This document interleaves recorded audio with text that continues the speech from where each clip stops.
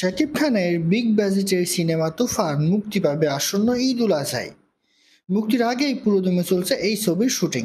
ইতিমধ্যে প্রকাশ পেয়েছে তুফানের পোস্টার ও টিজার, যা বেশ সাড়া ফেলেছে দর্শকদের মাঝে। সবকিছু ঠিকঠাক থাকলে আসন্ন ঈদেই এটি মুক্তি পাবে। তবে এরই মধ্যে আইন ভঙ্গের অভিযোগ উঠল সিনেমাটির প্রযোজক প্রতিষ্ঠানের বিরুদ্ধে। নিয়মনীতি তোয়াক্কা না করে এগিয়ে যাচ্ছে তুফান, এমনটাই দাবি করেছেন বাংলাদেশ চলচ্চিত্র সেন্সর বোর্ড। সম্প্রতি প্রকাশ পেয়েছেন তুফান ছবির টিজার। সিনেমাটির বিরুদ্ধে অভিযোগ, সেন্সর ছাড়পত্রবিহীন টিজার প্রেক্ষাগৃহে প্রদর্শন করা হয়েছে। বিষয়টি নিয়ে গণমাধ্যমে কথা বলেছেন সেন্সর বোর্ডের ভাইস চেয়ারম্যান খালেদা বেগম।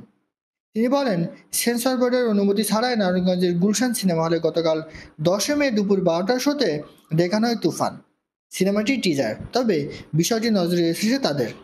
খালেদা বেগম বলেন, সেন্সরবিহীন টিজার প্রদর্শনের বিষয়টি আমরা শুনেছি। আমাদের ইন্সপেক্টর যাবে সেখানে।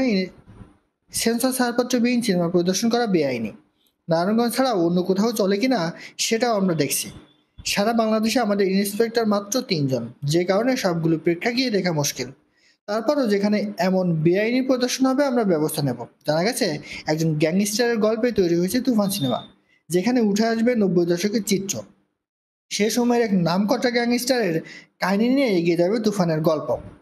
যৌথ প্রযোজনার তুফানে যুক্ত আছে বাংলাদেশের নামী প্রযোজনা সংস্থা চরকি ও আলফাই, ভারত থেকে যুক্ত SVF। শাকিব খান ছাড়াও এই সিনেমায় আরও অভিনয় করেছেন অভিনেতা চঞ্চল চৌধুরী, অভিনেত্রী মিমি চক্রবর্তী, নাবিলা প্রমুখ।